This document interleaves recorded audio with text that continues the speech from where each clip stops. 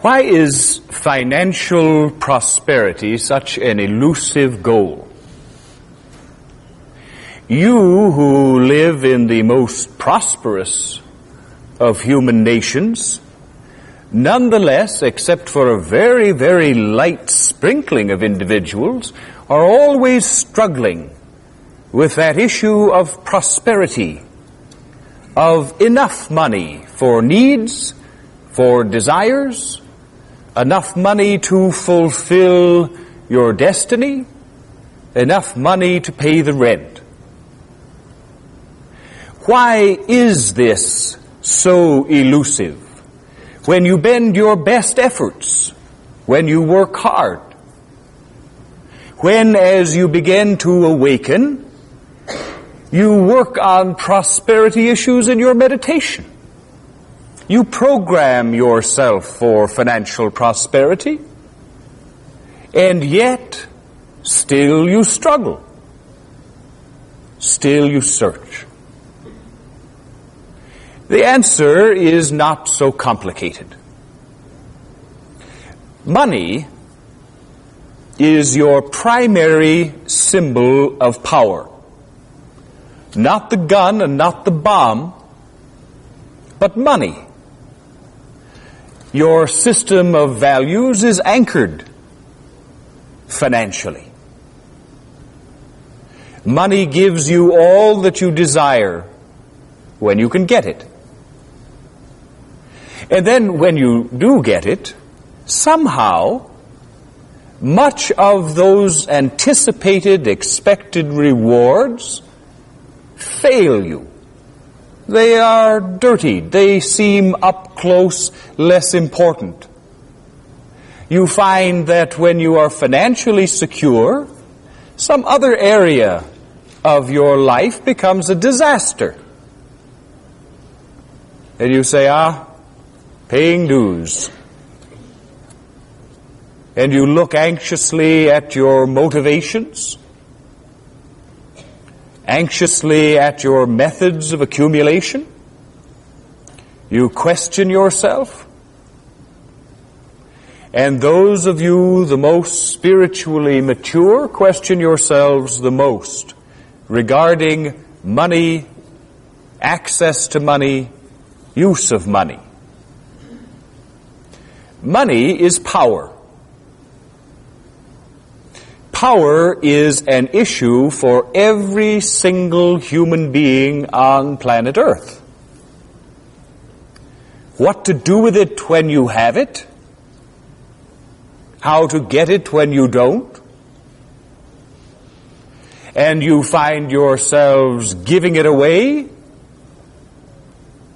You find yourselves ground under the heel of power? And then when you gain your own access to power, again you look anxiously at your own motives. Because every single one of you in that vast panoply of lives that have led to this life, every one of you have abused power. Every one of you has the buried memory of what you have done when you acquired power that you are heartily ashamed of. Power not just in terms of political power or military power, physical power over someone. Power of the parent, the power of the child to wound, the power of the lover to destroy. Power seems a prickly object to handle. Where is it safe to hold it? How can it be used without damage to self and damage to others? You have every one of you experienced the lack of power, the victim of power's abuse. You have every one of you been jailed unfairly, persecuted unjustly. You have been robbed. You have been murdered. You have had in obvious ways and subtle your power to choose and to create your own destiny taken from you. or so it would appear. So it would appear. You live in a world of illusions. In human form, you have always lived in this world of illusions, and you cannot tell illusion from reality. As you enter into the world of duality, entering into the darkness of fear and ignorance and separation from God and separation from the knowledge of your own true nature, you begin to play the game of illusion. You animate your illusions with the power of your belief. You believe that you are sinful, far from the glory of God, blameworthy. You believe that you are sinned against, martyred, victimized. You believe that your fellow human beings are against you and will use their power to harm you. You believe that your fellow human beings are sheep for you to shear. You believe if you do not step on the face of the person below you, you will not rise. You believe if you do not grab the ankle and pull on the person above you, you will not rise. You are in a constant state of struggle to survive when life is eternal. You are in a constant state of felt weakness when you are omnipotent. A constant state of ignorance when you are omniscient. You feel helpless when you are God. You journey through the darkness full of these illusions, building one upon the other, acting and then reacting, abusing your power and then denying it, releasing it, giving it away, for you can no longer trust yourself with its use. You flirt with power. You take it and feed upon it. And you find that power builds an appetite for power. And power means using power over your fellow human beings to give yourself the illusion of rising above them when you are all equal and all one. The world of illusion has claimed you for all of your lives. There have been moments of clarity, enough to keep you searching, moments of peace, enough to let you know what it feels like. But so few and so quickly forgotten. And still you labor in the dark, full of expectations that have nothing to do with the true reality. Even now, as you join a path that you firmly and sometimes faintly believe will lead to your personal freedom, to your personal wholeness, and to the end of fear, even as in this time when you are so well advanced in your spiritual search that you can take that leap that will lead to your wholeness, even now you doubt. Even now, you expect wrongly. Even now, you are disappointed when your expectations do not materialize. Even now, you feel victimized by the very process that you are following to freedom. Even now, there is abuse of what power you have.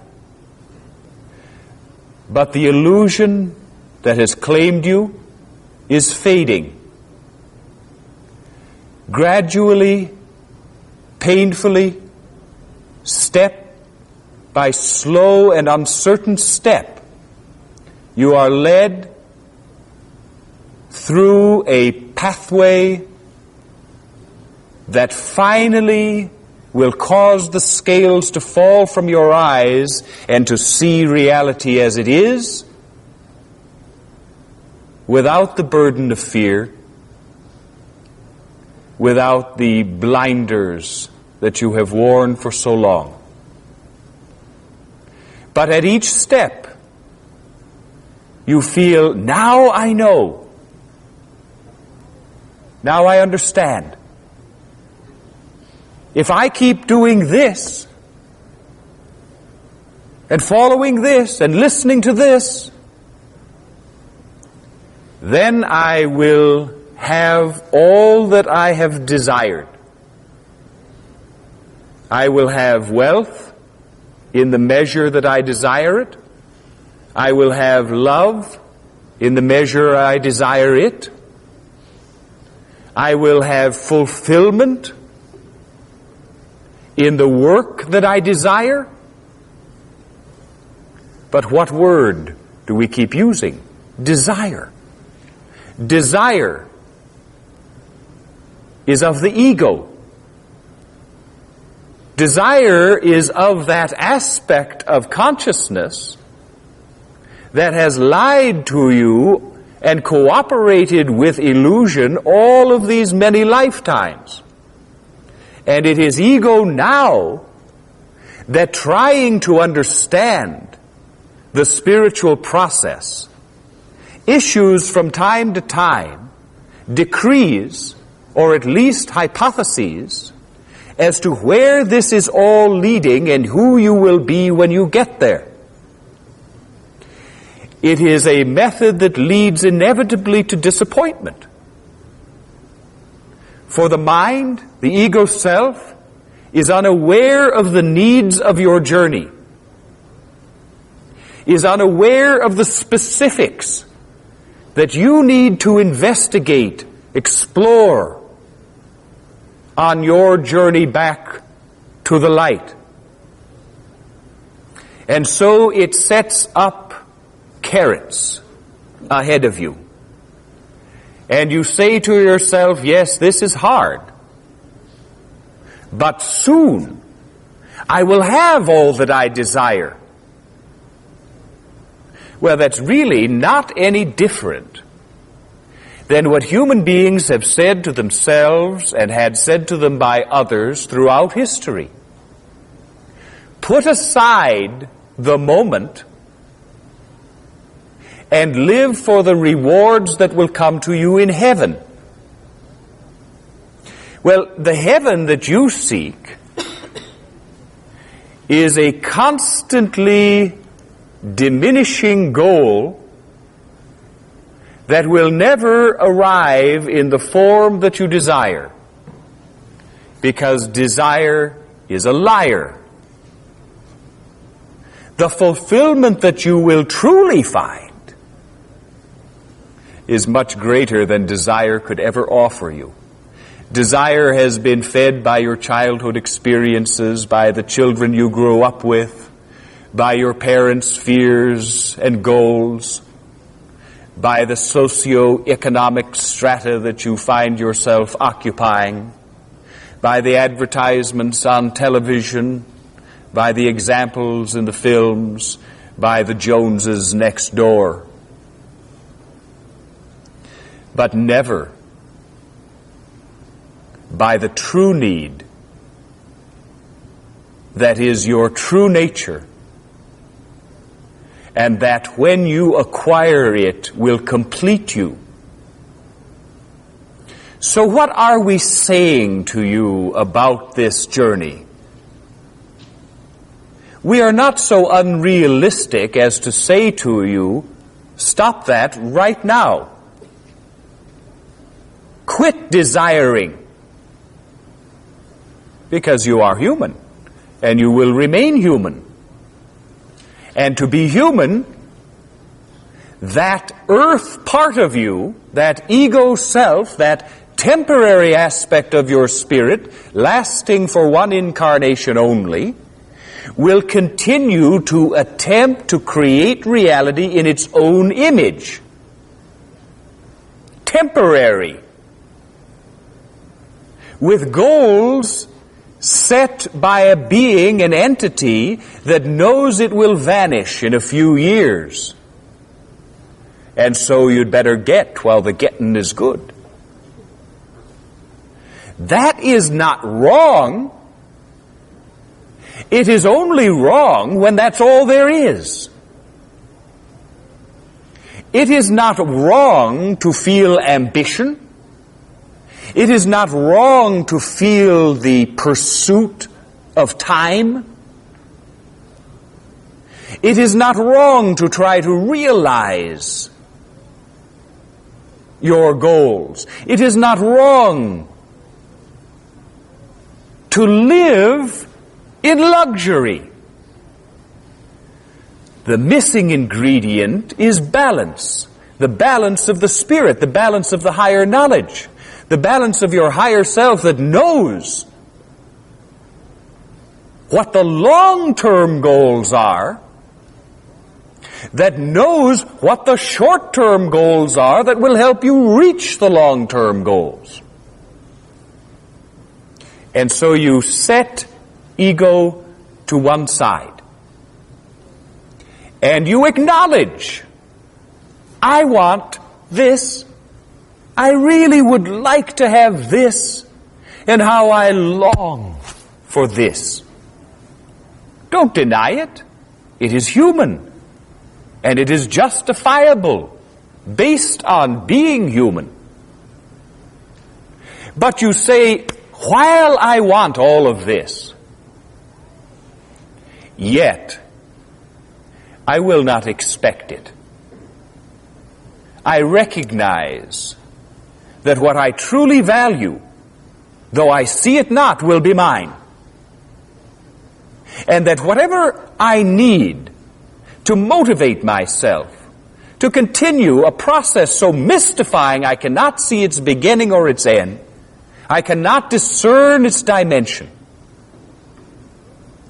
Yet with faith will I continue, but acknowledging that I am a human being and that it is not wrong to desire. It is wrong to expect. Specific expectations are a disaster in this journey. Because all of history is being rerouted. All of human expectation is being turned on its head. You as human beings never anticipated a reality in which spirit would be brought into equality. Short-sightedness has been a way of life for the short-lived. And so throughout your own history in life after life, you have searched and you have longed for and you have desired and you have expected.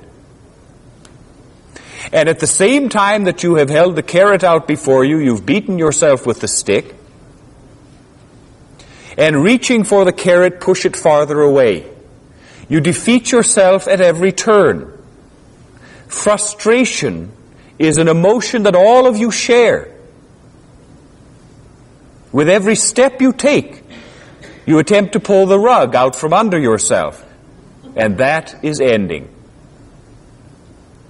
You do not trust your power, because when you have had it, you have followed your desires and created your expectations and been ruthless in the application of ego and short-sighted action, and have disappointed yourself again and again. Again and again learned the lesson that material wealth means nothing to you in terms of happiness. Again and again learned the lesson that the acquisition of power and the abuse of that power is simultaneous. You have not trusted with yourself with power because you have not been trustworthy with power. Because you are operating without full equipment. Because you were intentionally lost in the dark. Because you needed to be lost in the dark. You needed to make mistakes. You needed to misunderstand. You needed to bump into each other and victimize each other and rob from each other and steal and commit murder. You needed to find out who you are not, so that you can now find out who you are. You have made yourself heartsick with disappointment.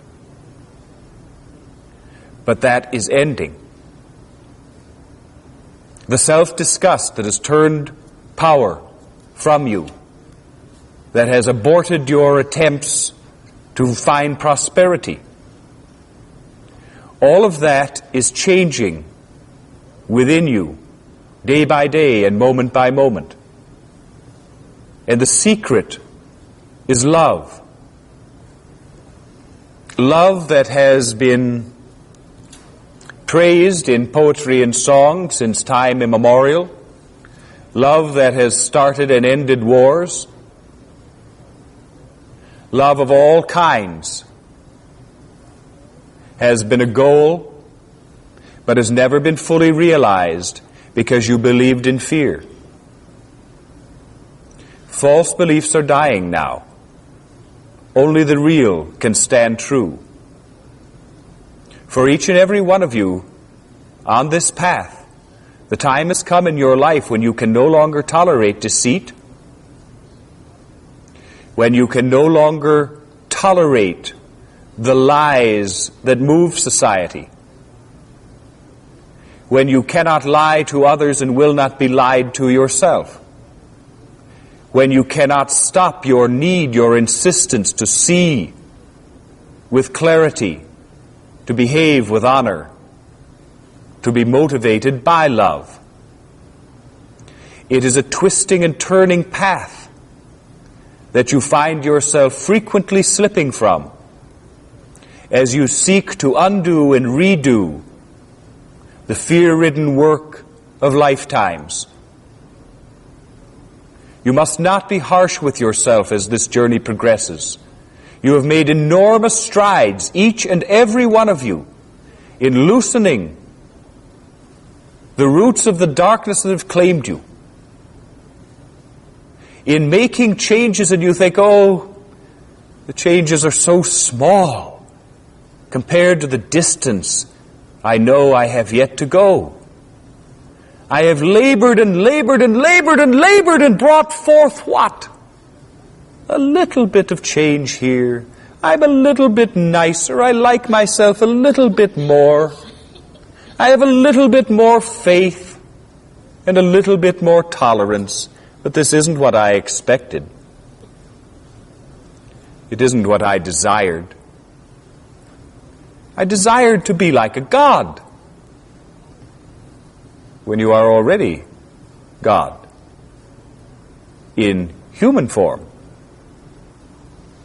And the beauty of God in human form is the perfection created by joining imperfection into wholeness. Duality justified and made whole. Unequal parts brought together and becoming equal. Joining, not abandoning. You are facing the fact that love, so easily an abstraction, a word and a concept so easily bandied about and so little understood, at the center of love is forgiveness. And so you seek to forgive. To forgive, as the prayer says, those who have sinned against you, trespassed against you. But more vitally, to forgive yourself for all the times that you have disappointed yourself, for all the times that you have fallen short of your expectations and your desires. You have interpreted that as having fallen short of God's standards. You have interpreted that as sin. when it has been the exploration of an adventurer and a scientist, the exploration into a foreign land where you have had to learn everything all over again, and always the hard way, the experiential way. You have, my dear, dear friends, not sinned against anyone, including yourself, ever. The concept itself is false. It is a part of, central to, the illusion.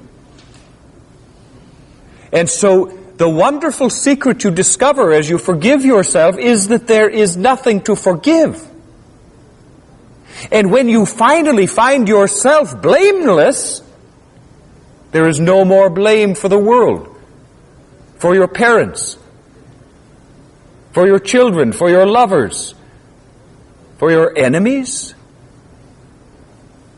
When you see that this has been one gigantic cooperative adventure in exploring an unknown land called fear, so that in that scientific, adventurous exploration, you would taste every flavor of fear. You would see every color of fear. You would hear every sound of fear. You would take fear into every atom of your body, believing it with your whole heart and creating a whole world of reality based upon it. And in that experience of exploration, finally the goal is reached in finding that all that you have done and all that you have created and all that you have believed was a lie. Now, is that a dirty trick? Is that a waste of time? Emphatically not. As God, as aspects of the one being, the one reality, you have all power, including the power to create illusion for purpose.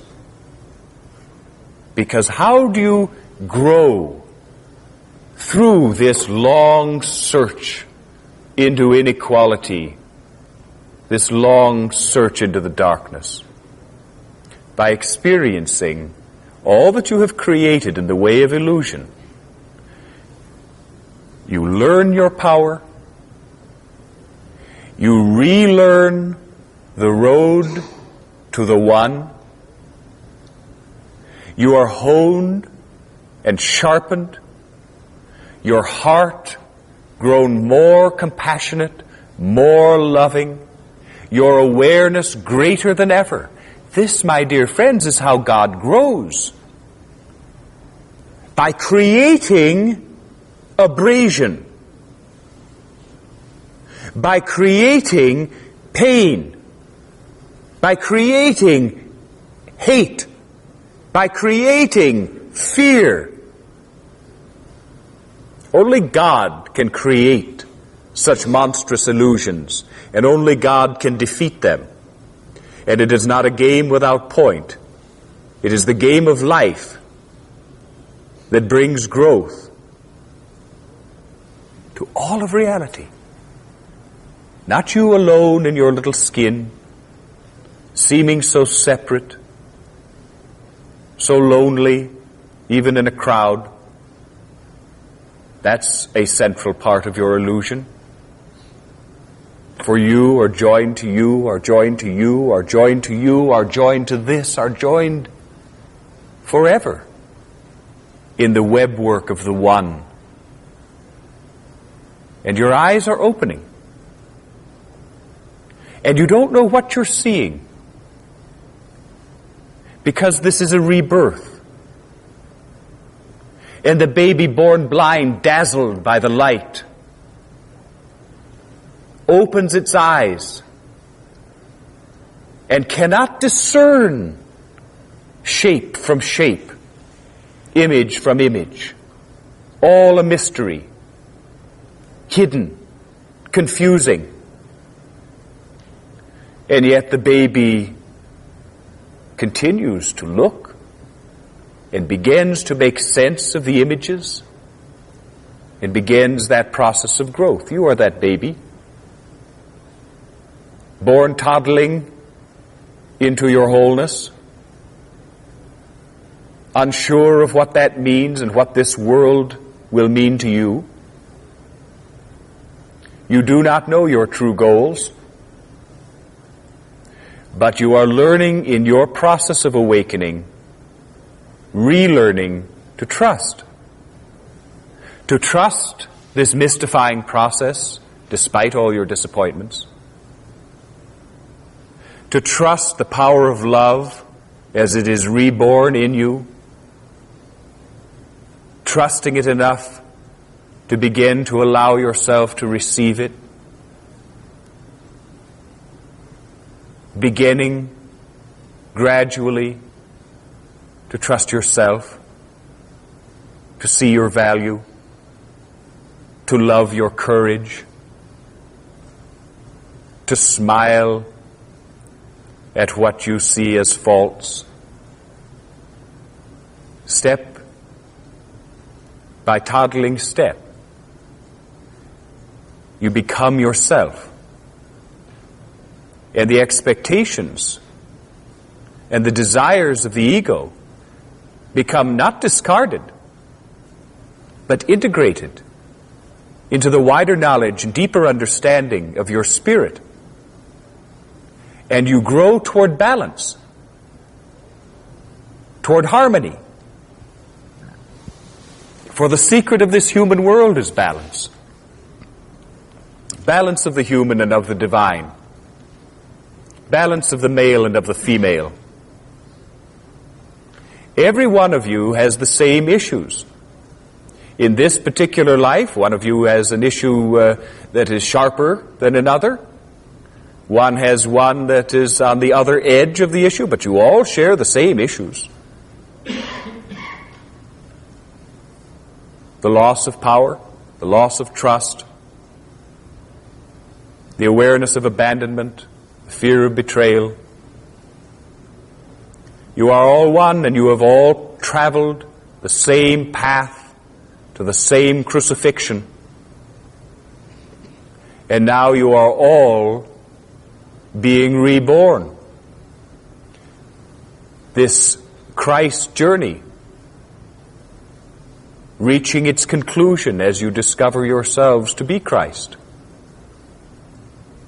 And as you find your balance, you begin to gain access to power. Power that has become a dirty word is of its nature neutral. How you define it, how you use it, gives it its coloration. And you have been so used to seeing it misused, both by you and against you, that you find it hard to awaken to the knowledge that power is positive, and that you have access to it. And as desire of the ego is integrated into the wider knowledge, those aspects of desire that were not based on your true nature fall away. And you discover your true desires at the same time that you discover you trust yourself enough to reach for and to grasp those desires. And expectation ends because you become content to travel in the moment, trusting yourself to rule that moment with honesty and compassion. The river cannot be pushed, but the river is now traveling at a rapid rate. As Paul has said, since the harmonic convergence, the energies that you are taking in, leading to your balance, have become persistent. Where you are out of balance, it stands out in stark contrast. Where before imbalances had been, if noticed at all, thought a fairly slight detriment, Now they glare at you. Now they are onerous to you. Now you cannot tolerate them. And it comes out in anger. Anger at yourself, and anger at your job, and anger at your wife, and anger at your husband, and anger at your parents. Anger at the path, anger at God, anger, anger, anger.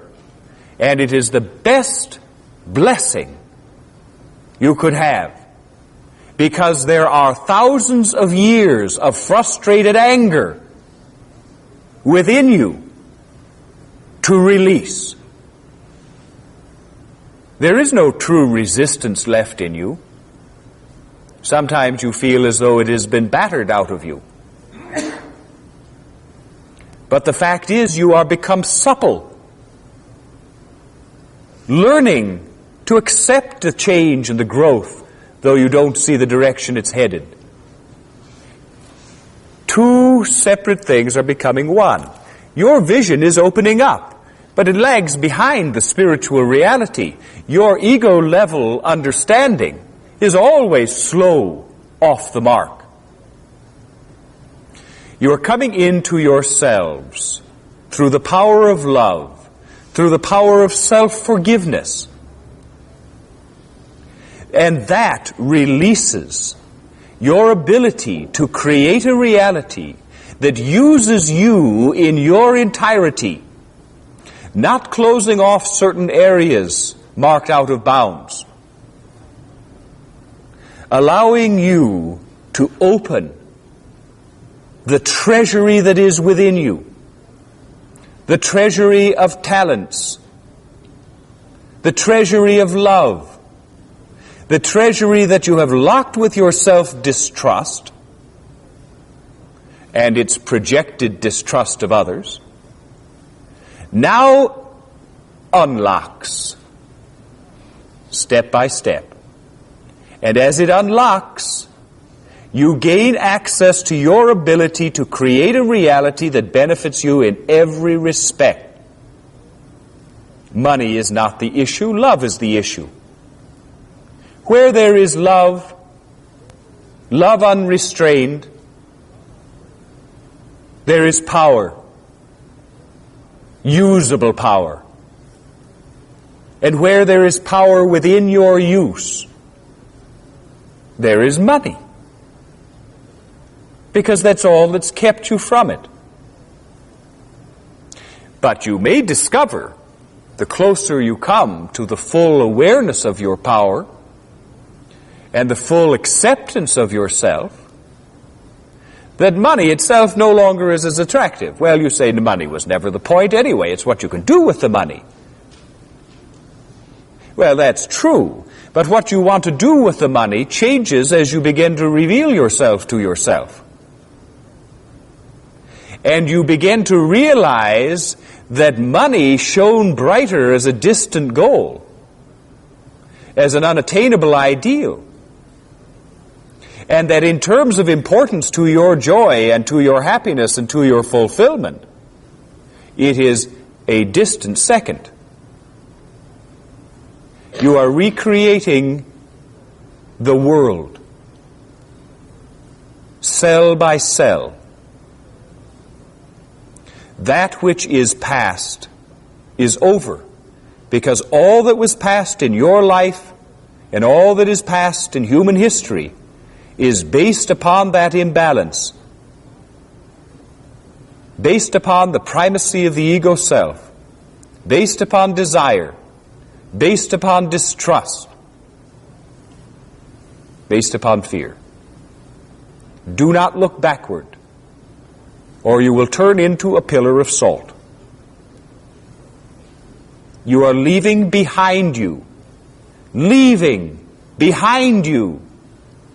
your sense of sin, of guilt, of inadequacy, your self-doubt.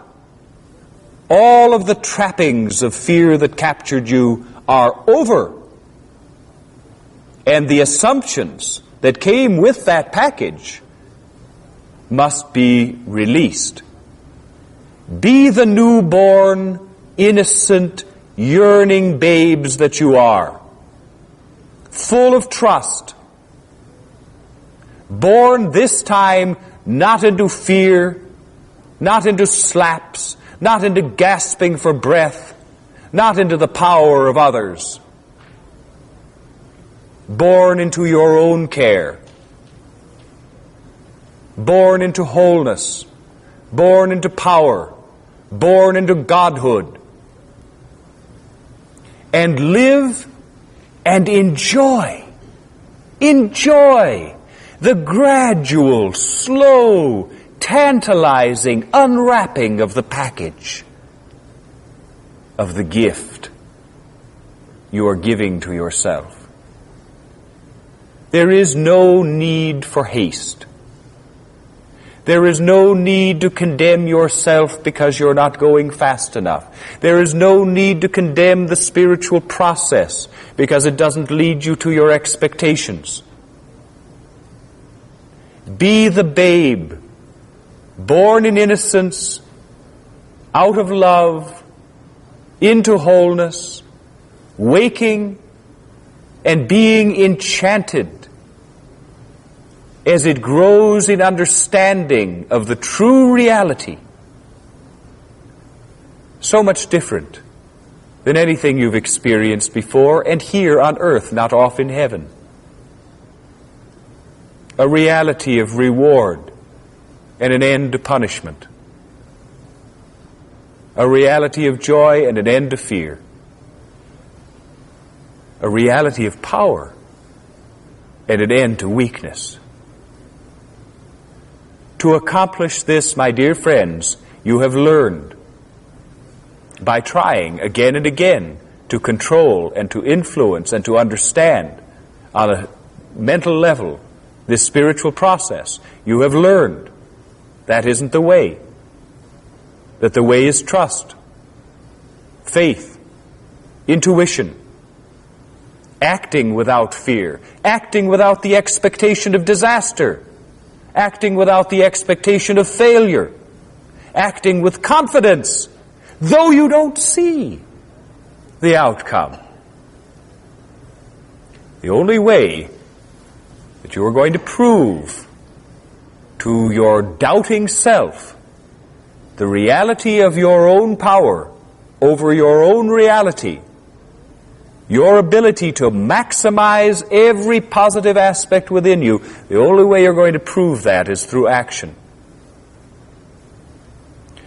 And the only way you're going to take action in meaningful areas in your life is boldly and without forethought and without second thought. Full trust.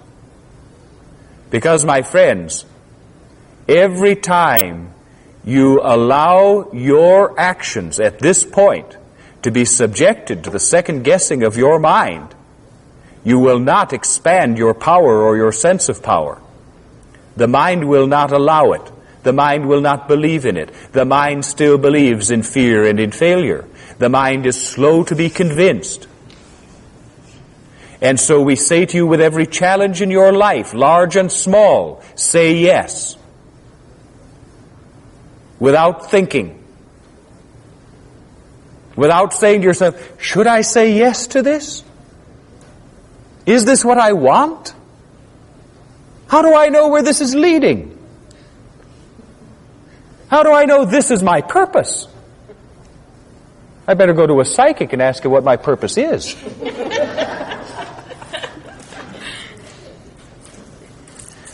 Perfect faith. It doesn't come instantly, but it comes with practice.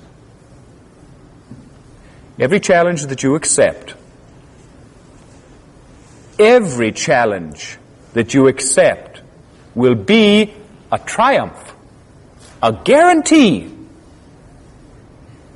Because this journey that you are on and this path that you have taken leads only to wholeness. It may meander, but it only has one goal. There may be side paths, but they're all dead ends, so you've got to get back to the main drag. You can't make a wrong choice. You're beyond it. You are in a compact with God. You have given your willingness to suffer, your willingness to be frustrated, your willingness to be confused, your willingness to get up time and time again and dust off and keep going. And the other side of the bargain is that you can't fail. Your power is already yours. The gift is in your hands. Enjoy it. Enjoy revealing it to yourself. Act with utter confidence. You will not be betrayed. You cannot be abandoned. One being cannot abandon itself. As you accept love, take it in. Accept forgiveness, even if it's only a concept you don't really understand. You cannot fail to reach every goal that you have ever set in your heart. Love leads to power. And power leads to opening your own treasury, so that you will acquire everything without exception that you truly desire. Now we're going to end this reading. We're going to take a break, and then we will be here for questions.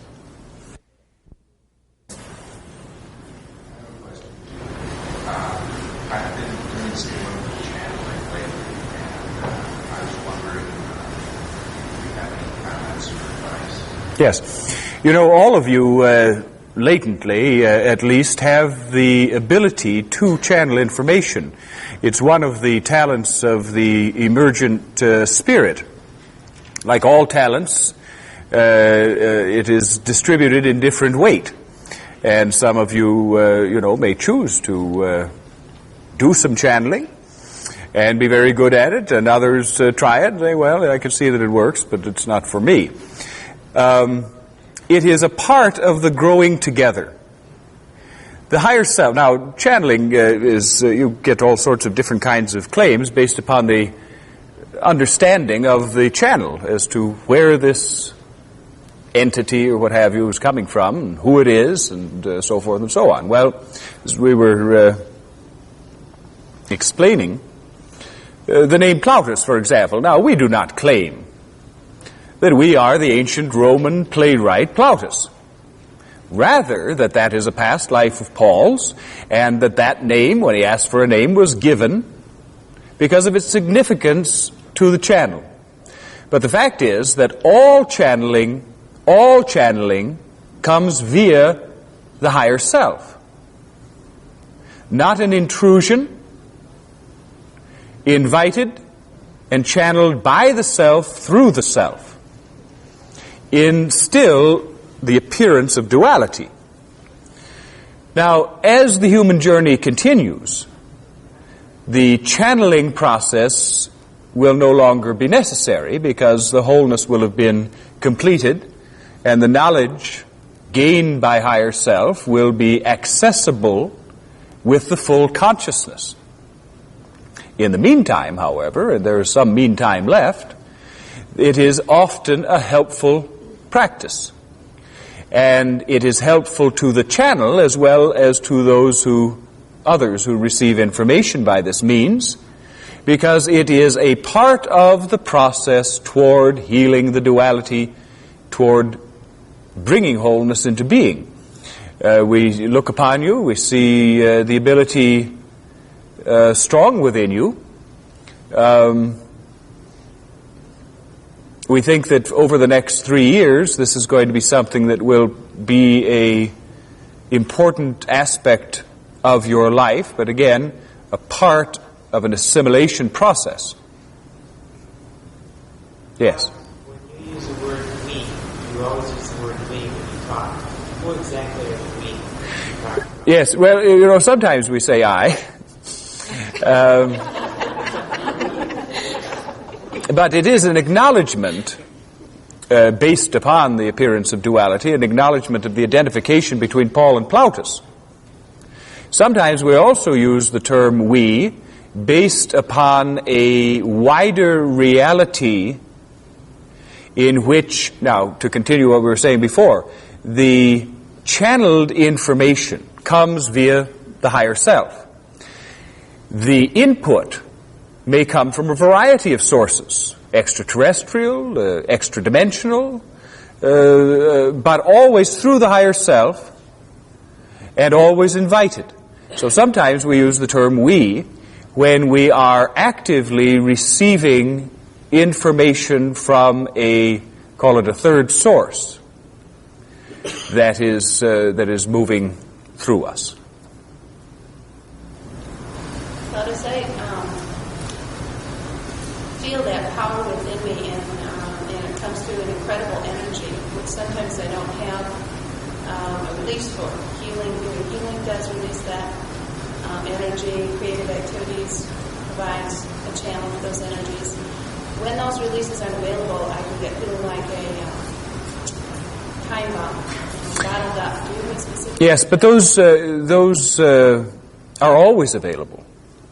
There is no time when you cannot be utilizing these talents of the Spirit. Healing, for example, well, you don't have to be in the presence of the person you want to heal. You can always heal yourself. You can always exercise these abilities wherever you are. Now, dealing more specifically with what you are feeling,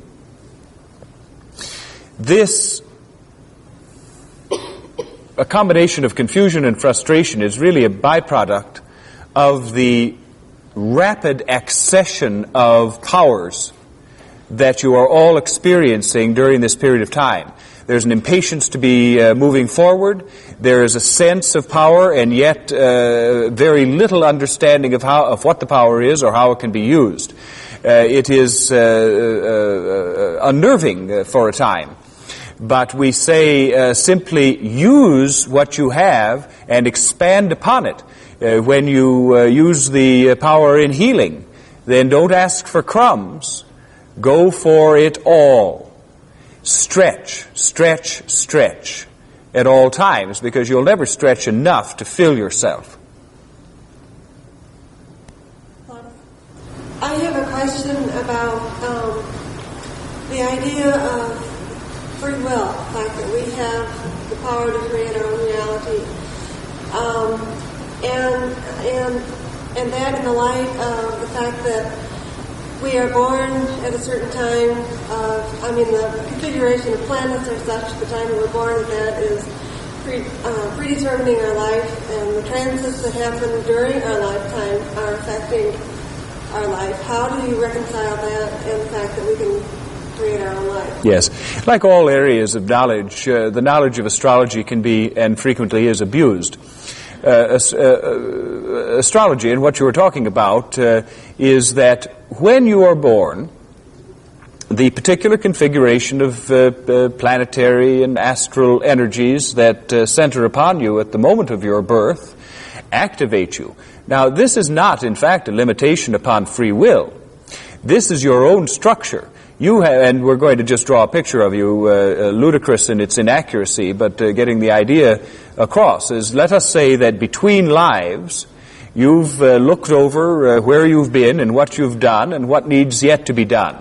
And you sit down at the old drawing board and you say, well, in order for me, and you're in conference, of course, with guides and advisors, and so you come to conclusions. You say, in order to get the exact kind of challenges that I need for this next life experience, I need, let's see, well, it would be best if I was well off. So I'll be well off. And it would be best for a variety of reasons if I am born into a time of ferment, of revolution brewing, a time just before the dawning of the industrial age.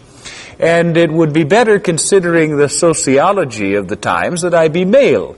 And it be better that I be this and be that, and that I have this kind of parentage, and the environment that I grow up in has these kinds of influences upon me. You are creating a structure called fate, a structure that you operate within. These are the rules of the particular game that you are playing for a particular lifetime, for the needs, as already stated, of your growing spirit. In the body of that structure is where the earthly free will operates. Now, free will is universal. The earthly free will is defined as meaning that space within the structure. Now, you can take that structure and you can turn it into a shack, or you can turn it into a mansion. You can snatch defeat from the jaws of victory, or vice versa. You have infinitely free will to operate based upon those parameters to maximize your learning and growth potential for that life. Does that answer you? Yes, I do understand that. I'm still questioning the part that the transits of the planets, that ongoing in our lives. Well, as it is commonly said, the stars impel, they do not compel. You are always in need of clues and cues.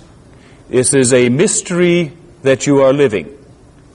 Part of that direction that is needed for you who are playing in a play where you do not know the plot and you do not memorize the lines ahead of time, you are required nudges from the prompter.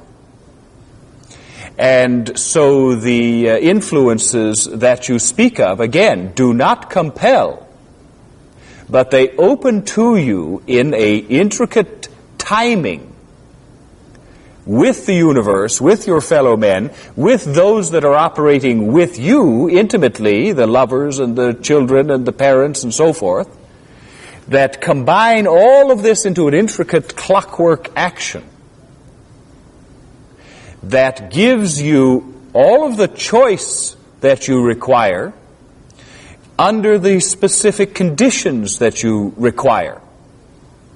And so at a particular time, your astrological chart and the influences emanating from that may indicate to you that this is a particularly good time to be dealing with X. And so you deal with X, but you deal with X with the absolute freedom to do with X what you would desire, for good or for ill. Yes.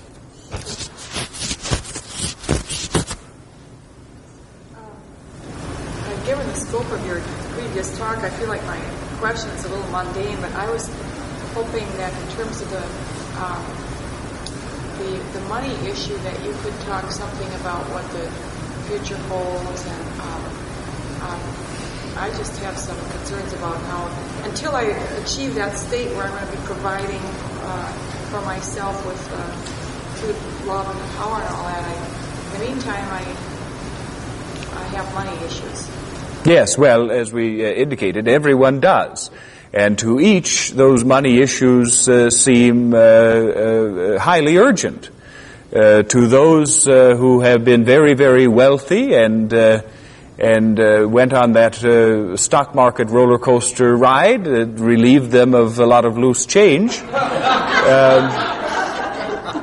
They too have money issues. Now, their money issues are not identical to yours, but within their context, just as important to them. This pathway is fueled by faith. Where your security issues are particularly involved with financial matters, and of a specific nature, depending upon the life path and where you are in that life, then those issues will definitely be triggered by the action of the spiritual process. And you may come, and you will definitely come into a period of time where you feel the financial ground cut out from under you, and you feel naked and afraid with your chief security blanket gone. That is the time when faith makes its leaps. Not the times when you are comfortable and secure, but the times when you must starkly face the fear that limits you from your full growth and your full access to joy.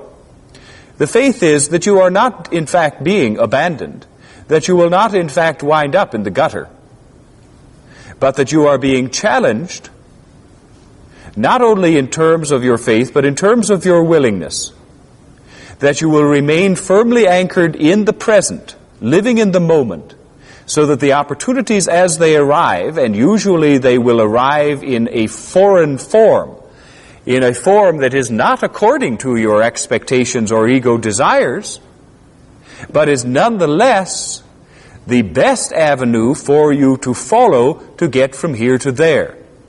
And that will lead you, among other things, into what will be for your needs in this life a financial position of adequacy. Now, adequacy doesn't sound like prosperity, but all of these things are relative, and those who find themselves in financial adequacy as a result of their spiritual process will find their cup overflowing in other respects that are in truth more important to them for the sake of this lifetime. You are still, however you are becoming conscious of the eternality of your life, you are still and intended to be in a human life of brief dimensions. And so you act according to the needs of that life with the perspective of many lives. And you personally are going to find your way through this thicket. The beginning of the coming year, we'll see making again the assumption that your willingness continues in this process, we'll see a turn in these fortunes. A positive turn. Yes? Plautus, you spoke about the increased vibrations of the harmonic virtues. I would like to speak to you in terms of Mother Mary and the places that she has appeared on the planet in recent years, and if she has anything to do with these increased vibrations for peace and for love and for wholeness for the planet. Yes. The concept of Mother Mary, placed in a context of Roman Catholicism, is a concept that considerably antedates that religion, and that is, in fact, the personification of the female energy. And now, those of you who have been listening to Plautus for some time will recall that when we began this particular journey about 7 years ago, we began by speaking to you about the Mary energy. The energy of Mary, the high female energy, that was the precursor and the preparer of the way for the return of the Christ energy, that was heart-directed energy, that was indeed all that you speak of, the energy of peace, the energy of reconciliation, a gentle and pervasive energy that prepared the vessel to contain the powerful energies that followed. Now, the Mary energy, for those of you on this path, has been integrated into you as the Christ energy is being integrated into you. The male-female energy, personified as we have already spoken, is a part of the duality with which this earth system is constructed. As your journey continues, there is a full integration of these energies. The harmonic convergence. All right, let's begin with the successive releases of Christ energy at approximately 6-month intervals, always in increasing power and always directed specifically toward the next step of the spiritual journey, joined by other energies, universal energies. As we have spoken, the energy of the nova, the supernova. That energy at the beginning, early in this year, directed predominantly at the third eye, at the brow chakra, opening and preparing again for the next step. Well, the harmonic convergence energies bring all of these other energies into focus and add a bit of its own. Energies, as we indicated earlier, that are now demanding that you be who you are. That there is no more room for nonsense in your life, no more room for, there's an inelegant term that we're trying to avoid, but you know what it is. No more room for anything that stands in your way as a lie, as a deceiver, as a block. And a strong impatience with that. And so all of these together, including the female energy and the male energy, Mary energy, Christ energy, coming together into wholeness.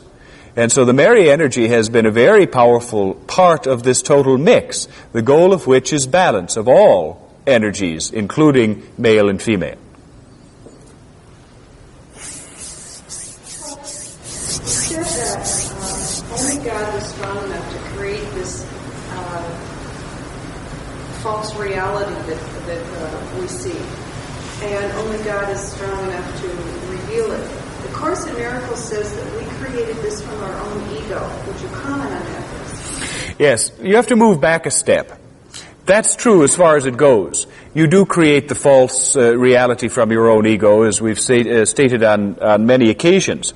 But the preparation, the groundwork, the planning, if you will, is conducted at the God level.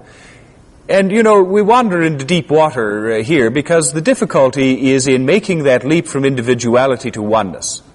And the recognition that nothing is being done to you. That you are intricately a part of God. That you are not separable from God. And that for the purposes of God's growth, you, this human aspect of God, create a reality that while it is illusion, is also a stairway to growth, to greater understanding, to increasing the dimension of God. There isn't any contradiction. It all depends on at what point in the journey you are peaking in. Plautus, you said that when we forgive ourselves, we realize there's nothing to forgive. How can that be? Because you are forgiving yourself for the product of an illusion. An illusion is by definition not real. Therefore your guilt is by definition not real. When you forgive it, you banish it into the limbo from whence it came. How do you forgive? That is an interesting question. Because all of your human training has led you to believe that all of these matters of decision and choice emanate from the mind, from the ego self, the ego consciousness. Therefore, you drive yourselves crazy trying to enforce forgiveness upon an unwilling ego. The ego is not a particularly forgiving aspect of yourself. The ego is more concerned with its own bruises than it is about the bruises of others, let alone the cause of those bruises. It is when you are able to release that ego desire to will forgiveness, that forgiveness enters by a side door quietly like a thief in the night. Forgiveness is love. It is intimately a part of love and not separable from love.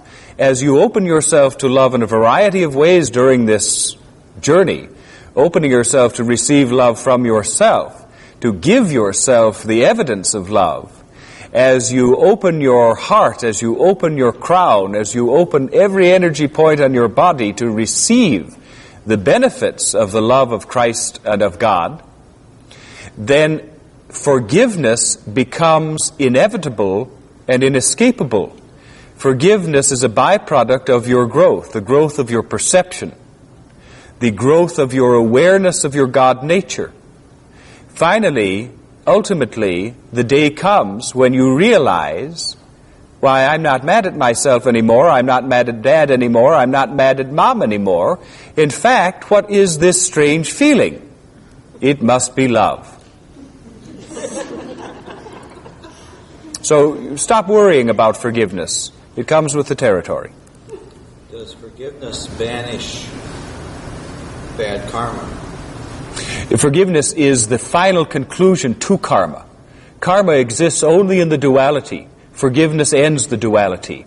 The lives that you experience as you view it beyond this life in time are lives of wholeness and lives without karma. The next journey of the human being is not concerned with fear, illusion, or karma. It is concerned with the development of the full extent of the powers of what it means to be fully and completely human, that is to say, the divine and the earthly made one. And the journey is a journey of healing amongst yourselves, amongst the people of earth, and then beyond earth, throughout the universe. It is your peculiar and special mission as human beings. Plautus, you say that this is a graduating life, but it seems that we, or at least I, have so far to go. I mean, can I really accomplish all these? But you see, my dear, that is part of the illusion that you have so far to go when you are already there. It is that's the detritus, the trash that you carry from the past, that says to you, I am small, I am limited, I have a long, long way to go before I am acceptable even to myself, or perhaps especially to myself. The fact is that is not the case. That now your task is to show yourself your own infinite goodness, mercy, your infinite identification with God. You don't have far to go. You have nowhere to go. You are there. When we come back in another reincarnation, but have finally mastered this one reality instead of duality, will we have to start all over again with duality? Or oh, no. No. For you who are in this life, in this reality, in this version of the earth game, for you who have chosen to be free, who have allowed your willingness to supersede your fear and go through this pathway, ending the duality for you is ended once and forever. Now, let us take, as we have in the past, let us take the example of those in this life, in this world, who are firmly captured by fear, who are not even aware of the choices that you are dealing with, who are ensconced, however uncomfortably, in the complex of fears and illusions. What of them, who, like you in all of your previous incarnations, are born and die in a state of duality and of fear? Their time too comes to end the reality, to end the previous reality. In my house are many mansions, many dimensions. This dimension that seems a firm and solid reality to you, and the only one, because it is yours, is one of any, not many, any, as many as are needed for each individual, a life of triumph, of graduation, of wholeness. No one gets left out. Here you are seeing in this world, in this time frame, the graphic representation in the macrocosm of earth life of what is taking place in the microcosm of your own life. You are seeing the evidence of the duality, the split between love and fear. You are seeing the polarity develop as the energy of Christ opens, is revealed, is there to be accepted by those who will see it and accept it. You are seeing all of these evidences in the wide world of your own journey within yourself. And you follow your own pathway. And every human being follows theirs. And some, like you in the past, get stuck at the crucifixion. But all find the way to the rebirth. Now we're going to draw this reading this evening to a close, and we thank you all for your attention and bid you Godspeed as this journey begins to rapidly expand before you.